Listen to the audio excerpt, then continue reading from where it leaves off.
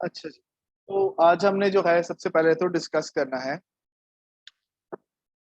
یسوع مسیح کی بے گناہی کے تعلق سے. ٹھیک ہے، تو ہم نے لاسٹ ٹائم یہ اسٹڈی کیا تھا اور ایک بات ہم نے جو ہے وہ جاننے کی اور سمجھنے کی کوشش کی تھی کہ یسوع مسیح جو کہ کامل انسان ہے، اس میں کمزوریاں تھیں، انسانی کمزوریاں وہ لازمی تھیں، لیکن کمزوریوں کی جڑ جو گناہ تھی وہ نہیں، وہ گناہ سے مبرہ تھا. ٹھیک ہے، تو یسوع مسیح کی بے گناہی کے تعلق سے جو ہے ابھی ہم جو ہے نا سیکھیں گے. اور جب ہم یسوع مسیح کی بے گناہی کے تعلق سے بات کرتے ہیں نا، تو پرانا اور نیا عہد نامہ دونوں، ٹھیک ہے، وہ مسیح یسوع کی بے گناہی کے تعلق سے بات کرتا ہے. کوئی ایسی ورس پرانے عہد نامہ سے جو آپ کو یاد ہو جو مسیح کی بے گناہی ثابت کرتی ہے؟ ہماری خطاؤں کے جو ہے یہ سایہ 53 باب. ٹھیک ہے، اب وہ ہماری خطاؤں کے باعث جو ہے وہ کچلا گیا. ٹھیک ہے، اب کچلا وہی جا سکتا ہے خطاؤں کے لیے جو بے خطا. ٹھیک ہے، نئے نامے میں سے کوئی ہمنا ریفرنس یسوع مسیح کی بے گناہی کا؟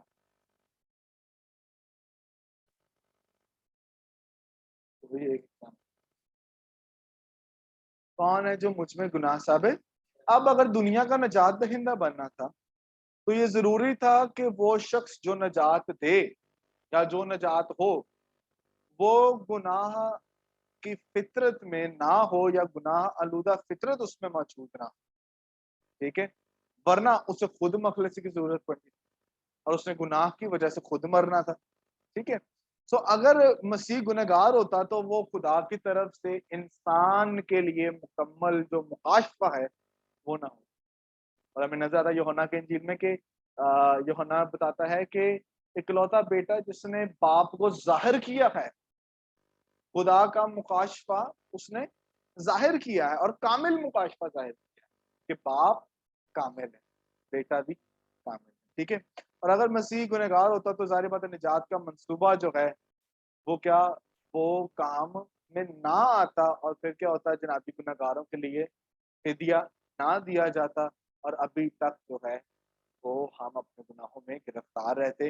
لیکن مسیح یسوع کا کلام اور مسیح یسوع کا کام، اب کلام کرنا، بات کرنا، مسیح یسوع کا کام، مسیح یسوع کے ڈیڈز، اس کے ایکٹس، اس کے اعمال، یہ بات کی تصدیق کرتے کہ وہ بے ہمیں. ٹھیک ہے، تو یہ خدا کی مرضی جو ہے اس کو پورا کرتا ہے مسیح یسوع.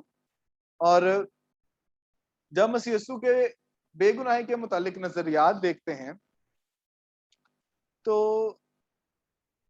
پہلی بات جو یاد رکھنی ہے کہ گناہ آلودہ جسم کا نظریہ، یہ باقی ایماندار کی طرح روح القدس کے وسیلہ سے گناہ پر غلبہ پایا. ٹھیک ہے، وہ کہتے ہیں کہ جناب جی ایمانداروں کے پاس بھی روح القدس ہے. ٹھیک ہے، اور مسیح یسوع نے خود کہا کہ خداوند کا روح مجھ پر ہے. تو در حقیقت خداوند کے روح نے یعنی روح القدس نے جو ہے اس کو گناہ پر غلبہ پانے کی قدرت دی. پر در حقیقت ایسا ہے غلط نظریہ کہ روح القدس کی وجہ سے وہ گناہ پر غلبہ آیا. نو، وہ اپنی وجہ سے اس پر غلبہ پایا. اب مثال کے طور کانا گلی وہاں پہ اس نے کیا کیا تھا؟ پانی کو ہے بنا دیا. آخری آیت پڑھتے ہو اس واقعے کے تو کیا لکھا ہے؟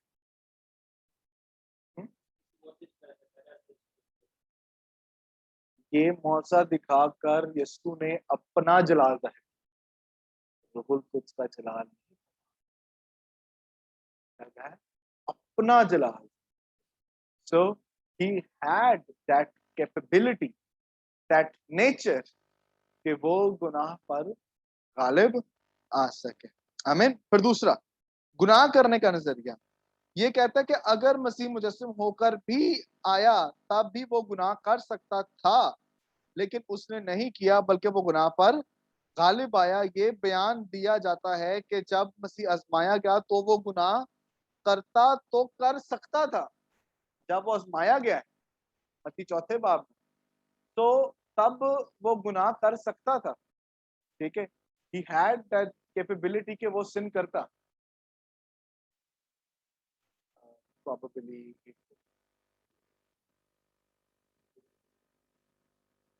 ठीक है ओके ट्रेन को पूछना वो बुला रहे तो वो फिर ये कहता है कि जब मत्ती चौथे बाब में आजमाया गया मसीह यीशु को तो व्हाट हैपेंड कि वो गुनाह कर सकता था लेकिन उसने नहीं किया ये भी कहा जाता है कि मसीह उस वक्त हमारा मेहरबान और तरस खाने वाला सरदार काहिन नहीं हो सकता जब तक कि उसने खुद गुनाह ना किया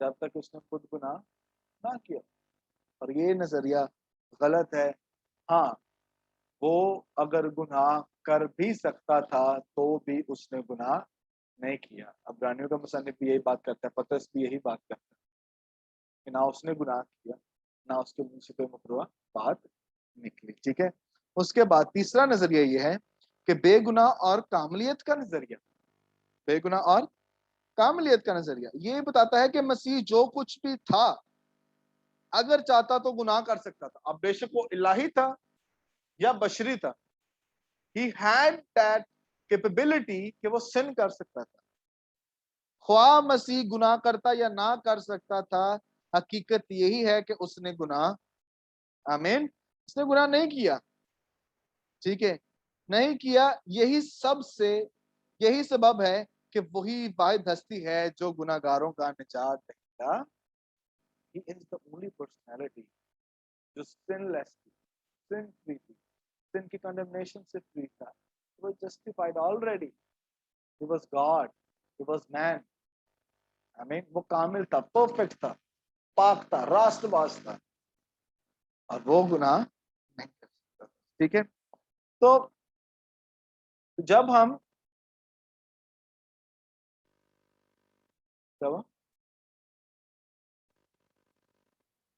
ये नजरिया सही नहीं है उसको निगेट किया गया उसको नीचे खुद बताया गया कि मसीह अगरचे सब कुछ कर सकता था पर उसने गुनाह नहीं उस नजरिए का ऑपोजिट भी है इसको टैकल करने के लिए यानी ये नजरिया कहता है कि जनाब वो कर सकता था ठीक है कि ही हैड वो कामिल भी था लेकिन वो गुनाह कर सकता था पर हम क्या कह रहे हैं कि अगरचे वो कर भी सकता था ठीक है कि नहीं ठीक है ही वाज स्टिल सिनलेस अभी हम पढ़ क्या रहे हैं क्राइस्ट की सिनलेस नेचर ठीक है अब आगे मसीह का कामिल तौर पर बेगुनाह होना ठीक है अब हमें ना दो पर्सनालिटीज नजर आती हैं आदम जो कि तखलीकी एतबार से खुदा का बेटा है आदम क्या है तखलीकी एतबार से खुदा का बेटा है लेकिन यीशु क्या है वो खुदा का इकलौता है ठीक है एक तरफ आदम आ गया एक तरफ यीशु मसीह आ गया तो अगर हम इन दोनों का मुआवजा करें और जब आपने रोमियो की तफसीर पढ़ी थी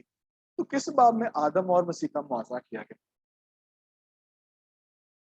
रोमियो में किस चैप्टर में आदम और मसीह का मुआवजा किया गया बताएगा कोई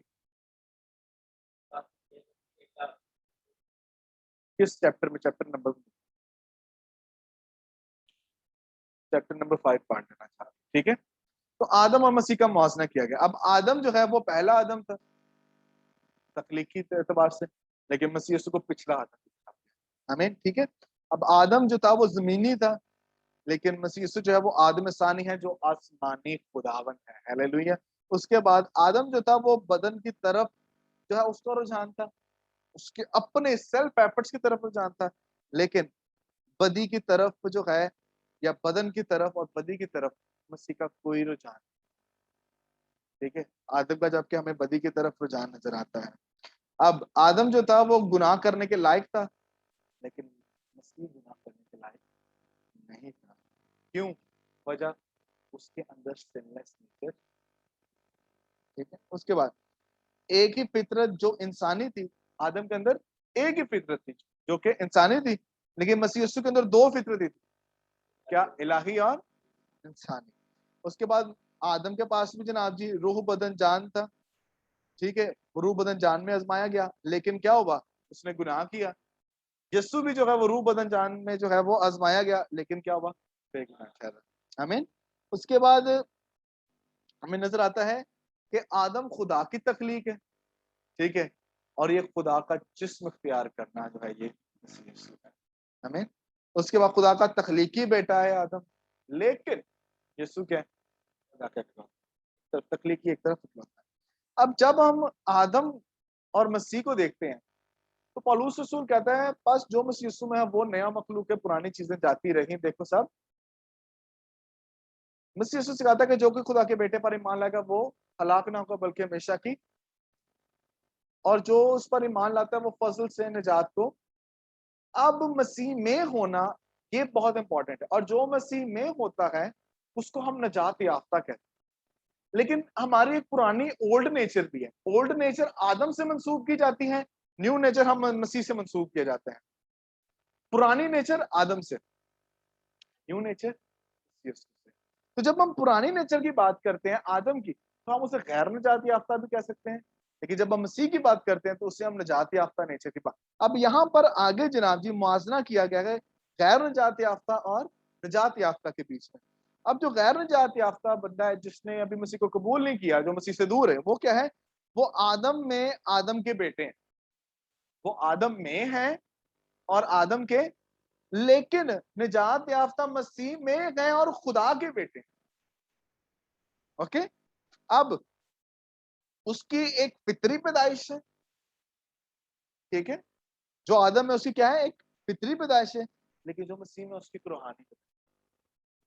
جو نئے سر سے پیدا نہیں ہوتا وہ خدا کی بادشاہی میں داخل یہ ہونا تیسرا باب، تجھے نئے سر سے پیدا ہونا ضروری ہے روح اور پانی سے۔ اوکے، پھر گناہ کی طرف جو ہے اس کا رجحان ہوتا ہے، رجحان ہے، یہ نہیں کہہ رہے کہ جناب جو نجات یافتہ ہو گئے ہیں وہ گناہ ہی نہیں کرتے، گناہ ہو جاتے ہیں، لیکن کیا ہوتا ہے؟ غلبہ بھی ان پر پا۔ آمین۔ اس کے بعد گناہ باطنی طور پر راج کرتا ہے۔ آدم، جو آدم کی فطرت میں غیر نجات یافتہ وہ کیا ہوتے ہیں کہ گناہ ان کی باطنی طور پر ان پر راج کرتا ہے، اور ہمارے جو ہے جناب جب مسیح میں آتا ہے خاص وقت میں گناہ کی خواہش کو یہ مٹا دیتا ہے۔ وہ کیسے؟ پولس کہتا ہے میں سب کو نقصان اور پورا سمجھتا ہوں تاکہ مسیح کی پہچان تک پہنچے۔ سو when you are in Christ، ایک تو آپ یہ نہیں ہرگز مطلب نہیں کہ آپ گناہ نہیں کر سکتے یا گناہ ہوتا نہیں ہے، گناہ ہو جاتا ہے پر آپ اس پہ غلبہ بھی پا لیتے ہیں۔ دوسری بات یہ کہ جناب باطنی طور پر تو اب گناہ آپ پر راج نہیں کرتا، ٹھیک ہے، خدا کا بیٹا اور روح القدس اس راج کو، اس بادشاہی کو، اس گناہ کی بادشاہی جو آپ کے باطنی اعتبار سے آپ پر کرتی تھی اس کو مٹا۔ آمین۔ اس کے بعد جو آدم ہے اس کی گناہ میں پیدائش ہوتی ہے، مینوں وچ گناہ دے جمیا میری، لیکن جو نئے سر سے پیدا ہوگا وہ، آمین۔ اس کے بعد گناہ آلودہ انسان ہوتا ہے، لیکن نجات یافتہ جو ہے وہ مخلصی یافتہ انسان ہوتا ہے۔ غیر نجات یافتہ اینڈ پر موت حاصل کرے گا، لیکن ہم جو نجات پا چکے ہیں مسیح کے وسیلہ سے، ہم کیا حاصل کریں گے؟ ہم زندگی حاصل کریں گے۔ آمین۔ اچھا جی، اس کے بعد ٹھیک ہے، اس کے بعد جناب جی آزمائش کے معنی اور اس کی اصل حقیقت۔ اب آخر آزمائش کا مطلب کیا ہے؟ یاد رکھیں گناہ تب ہوتا ہے جب آزمائشیں آتی، اگر تو آزمائش پر غلبہ پا لیا ہے تو آپ فاتح قرار دیتے ہو، اگر آزمائش میں ڈھل گئے ہو تو وہ گناہ ہو، ٹھیک ہے۔ تو آزمائش یا تو خدا کی طرف سے ہو سکتی ہے یا تو پھر شیطان ابلیس کی طرف سے ہوتی ہے، ٹھیک ہے۔ اس کے لیے نئے نامہ میں نا دو لفظ استعمال کیے گئے، ٹھیک ہے، وہ ہے نمبر 1 ڈوکی میزو، یہ یاد کرنے رٹا مار دو، کیا ہے ڈوکی میزو؟ کیا ہے ڈوکی میزو؟ دوسرا کیا ہے؟ پیرازو، ٹھیک ہے، پیرازو، ڈوکی میزو اور پیرازو، اوکے، یہ دو لفظ ہیں۔ اب ڈوکی میزو کا کیا مطلب ہے کہ کسی چیز کو جاننا خواہ وہ لینے کے قابل ہے یا نہیں، ٹھیک ہے، کسی چیز کو، فار ایگزامپل میں کہوں جناب جی وہ بندے نے مینوں کیا سپاہی وہ چیز بڑی ہیوی، بڑا اچھا آرٹیفیکٹ مطلب یہ ڈیکوریشن پیس ہے، لیکن اس کی ورتھ نہیں ہے، but what I will do, جاننے کی کوشش کروں تو آپ اس قابل ہو या ना हो। रोमियो दूसरा बाब 18 है, देखिएगा कि वो इस ताल्लुक से यहाँ पर जो है ना वो इस्तेमाल किया गया लफ्ज। जी जी।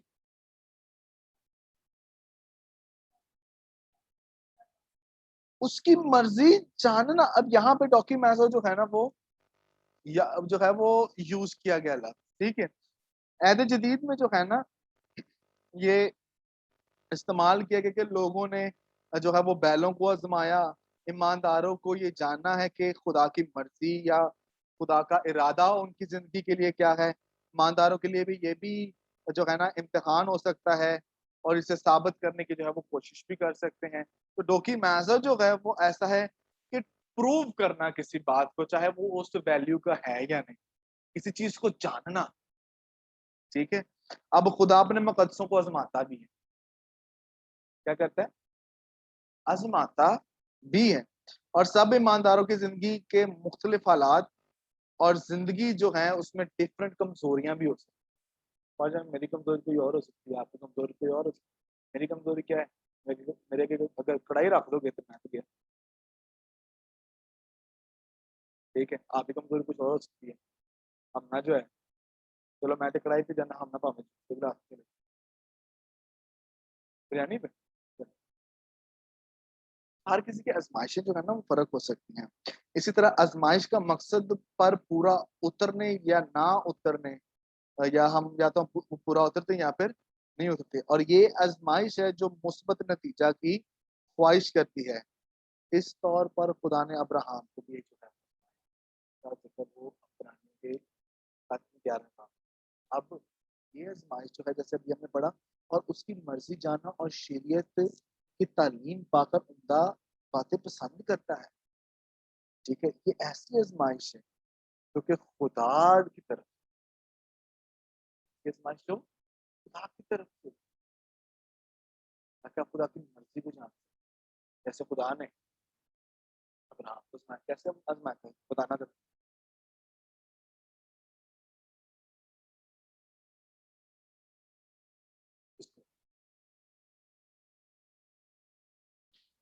तो और ऐदे जदीद में ये लफ्ज 25 मरतबा इस्तेमाल हुआ है, ठीक है। और ये ऐसा लफ्ज है जो कि शैतान की तरफ से आजमाए जाने के लिए कभी इस्तेमाल, तो क्योंकि मैसो जो है शॉर्टली मतलब ये वो आजमाइश है जो किसकी तरफ से, खुदा की तरफ से, ताकि खुदा की मर्जी को हम जान सकें। आप पर आजमाइशें आती हैं, यहाँ पर टोकी मैसो आता है, और पड़ोस की कहता है खुदा की मर्जी को तजर्बा से मालूम। तो टोकी मैसो जो है वो खुदा की तरफ से। सेकेंडली वो क्या है, राजो, इसके मायने हैं आजमाना, ख्वाह किसी को अच्छे पहलू के एतबार से या बुरे पहलू के एतबार से आजमाया जाए। इसका एक और मतलब है कि डांटना या इत्तला के जरिए मुश्किल, ठीक है। और ये लफ्ज जो है ना पेरिजो, ठीक है, राजो, ये कम से कम 40 मरतबा इस्तेमाल किया गया, ठीक है। और इसके पीछे किसी को आजमाने या आजमाइश में डाले जाने का नजरिया ये है कि नंबर वन, इंसान ने खुदा को आजमाया। अब हमें नजर आता है कि जनाब जी इंसान को खुदा को आजमाता रहा, कहाँ पे आजमाया, कुछ स्टोरी बताओ, तो जात की किताब में पढ़ा। ठीक है। और अननिया और सफीरा, ठीक है। अब फिर इंसान को खुदा ने आजमाया, ये भी हमने पीछे भी देखा था, इसका ये भी मतलब होता है अब्राहम, ठीक है। और कोई स्टोरी अब्राहम के अलावा तो खुदा ने किसी को आजमाया।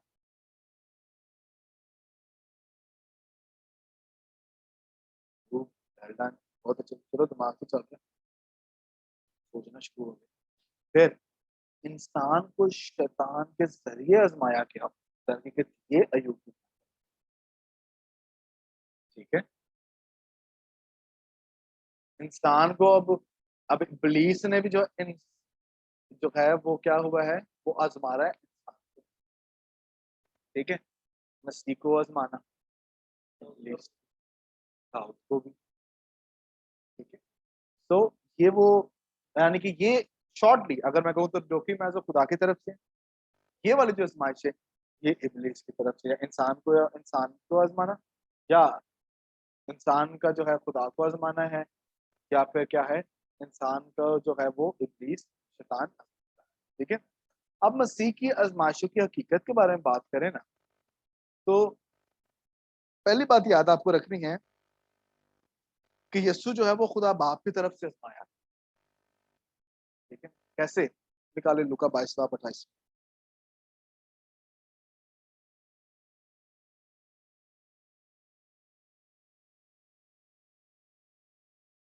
لوکا 22:28، جی میرا بچہ پڑھو۔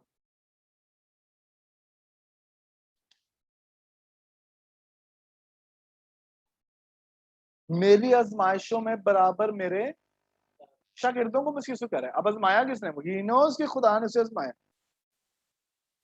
ٹھیک ہے۔ گاڈ واز ٹیسٹنگ ہم، لیکن پولوس کہتا ہے وہ فرما بردار رہا اور یہاں تک کہ اسے صلیبی موت دی۔ آمین۔ اس کے بعد یسوع کو شیطان نے آزمایا، ہر کسی کو یاد ہے، مرکز پہلا باب 13ویں آیت میں، جب اس نے بپتسمہ لیا ساتھ ہی وہ ابلیس کیا تو آزمایا گیا۔ تو مسیح کی آزمائش خدا کی طرف سے بھی تھی اور ابلیس کی۔ اٹ مینس کہ مسیح پر جو آزمائش تھی وہ ڈوکی میزو بھی تھی اور کیا تھی؟ پیرازو بھی تھی، اوکے۔ اچھا جی، آگے چلیں۔ یسوع گناہ آلودہ فطرت کے سبب سے نہیں آزمایا گیا۔ اب آپ کو لگتا ہے کہ اگر مسیح یسوع میں جو ہے وہ گناہ آلودہ فطرت تھی اس کی وجہ سے آزمایا گیا، تو نو، he was tested for something else۔ وہ کیا تھا؟ کیونکہ یسوع نہ تو گناہ آلودہ فطرت، یسوع میں جو ہے وہ نہ تو گناہ آلودہ فطرت تھی اور نہ ہی جسمانی فطرت تھی، یہ کیسے لکھ دیا ہے، ٹھیک ہے، اور نہ مطلب وہ گناہ کر سکتا تھا، نہ وہ کرنا چاہتا تھا۔ اس میں آپ کو نظر آتا ہے، مطلب عبرانیوں 4 باب 15ویں آیت پڑھو ذرا، تو آپ کو وہاں پہ پتہ چلتا ہے کہ وہ گناہ سے دور ہو، گناہ سے وہ کیا ہوتا تھا؟ وہ دور رہتا تھا۔ although he can sin but he didn't use to sin، ٹھیک ہے۔ یہ ہے کہ وہ گناہ کے اعتبار سے بیرونی طور پر آزمایا گیا لیکن باطنی طور پر گناہ نہیں تھا، جس سبب سے وہ باطنی گناہ کے اعتبار سے نہیں آزمایا گیا۔ اس میں گناہ آلودہ فطرت نہیں تھی اور نہ گناہ کرنے کی خواہش اس میں تھی۔ اب اس میں بھی خواہش، وجہ گناہ کی خواہش کیوں نہیں تھی؟ وجہ یہ تھی he was free from۔ آپ گناہ اس لیے نہیں کرتے، آپ گناہ گار اس لیے نہیں ہیں کہ آپ گناہ کرتے ہیں اس لیے آپ گناہ کرتے، نو، کیونکہ آپ گناہ گار ہیں اس لیے آپ گناہ کرتے ہیں، اوکے۔ لیکن مسیح میں تو وہ ایلیمنٹ ہی نہیں تھا، اس وجہ سے کیا تھا کہ وہ خواہش ہی نہیں کرتا کہ وہ سن کرے، وجہ پڑھی گا ذرا رومیو 7 باب 13ویں آیت سے 18ویں۔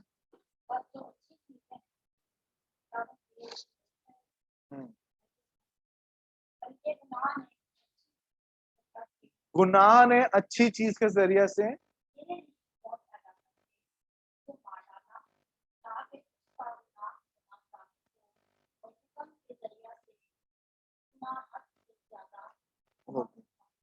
ٹھیک ہے۔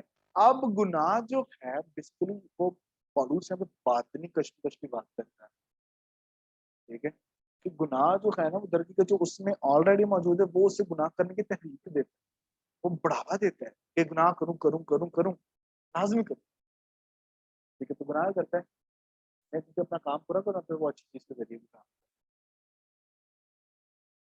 ٹھیک ہے۔ بٹ مسیح اس اعتبار سے نہ خواہش کرتا نہ کرنے نہ ہی گناہ کرنا چاہتا تھا، نہ اس نے گناہ کوئی، اوکے۔ اب یسوع جو ہے وہ اپنی بشریت میں آزمایا گیا، الوہیت میں آزمایا نہیں گیا، ٹھیک ہے۔ بشریت میں وہ آزمایا گیا پر الوہیت کے اعتبار سے وہ نہیں آزمایا گیا۔ شیطان نے یسوع مسیح کی بشریت پر حملہ کیا پر الوہیت پہ وہ نہیں کر سکتا، ٹھیک ہے۔ یسوع نے اپنی بشریت میں آزمائش برداشت کی، الوہیت میں یعنی جسم میں برداشت کی، ٹھیک ہے۔ اس نکات میں کہ یسوع کن پہلوؤں کے اعتبار سے آزمایا گیا، 3 باتیں۔ نمبر 1، روح میں کہ شیطان سے کہے گا کہ مجھے تو سکتا تھا، پھر فرش کرتے ہیں، لیکن مسیح نے کیا جواب دیا کہ آدمی جو ہے وہ صرف اپنے خداوند کی کوشش کرتا ہے، ہمیں اس کے بعد جان میں آزمایا کہ وہ अपने आप को खुदा की कुदरत से भी भला तर समझे, बड़ा समझे, ठीक है। इसके तुझे उठाएंगे, तेरे पाँव को ठेस ना होने दे। उसने कहा, खुदावंद खुदा की आजमाइश। उसके बाद बदन, भूख, खुदा के नहीं, आदमी सिर्फ ऐसा सारा नहीं याद है, बाकी सारा भूल सकते, ठीक है। सो आपने ये रेफरेंसेस गिवन है, मत्ती 4 बाब और यूहन्ना 2 बाब, आप इनको मिलाकर आपने इनको पढ़ना है। अब लास्टली हम बस बात करते हैं कि यीशु के आजमाइशों से गुजरने की वजूहात, आखिर why he went from this temptation. Number 1, पहली बात देखा ये थी कि उसने कामिल और मुकम्मल इंसानियत की तरक्की और बढ़ोतरी के लिए आजमाइश बर्दाश्त। क्या किया उसने? कामिल और मुकम्मल इंसानियत की तरक्की के लिए और बढ़ोतरी के लिए उसने आजमाइश बर्दाश्त। नंबर 2, उसने आजमाइश बर्दाश्त की ताकि वो खुदा बाप का मकबूल जो नजर है, वो मकबूल नजर, कामिल सैक्रिफाइस, ठीक है। मकबूल नजर वो नीचे डालना बोलते, मकबूल नजर कैसे, ठीक है, मतलब परफेक्ट सैक्रिफाइस। उसके बाद नंबर 3, वो इसलिए आजमाइशों में घिरा, आजमाइशों से गुजरा ताकि शैतान के सारे लश्कर को कामिल बशरियत आपको दिखा सके कि you can live a Holi life, okay. उसके बाद उसने इसलिए दुख उठाया ताकि रहम करने वाला सरदार, आमीन। उसके बाद उसने ये दुख इसलिए सहे ताकि ईमानदारों को उनके दुखों में मदद कर सके। और फिर अब वो आजमाइशों से बालातर है, जैसे तमाम ईमानदार होंगे। अभी नहीं हुए आप कब होगे? जब यीशु दोबारा आएगा और आपके फानी बदनों को गायब कर, then you will be from, okay. This was about today's lecture.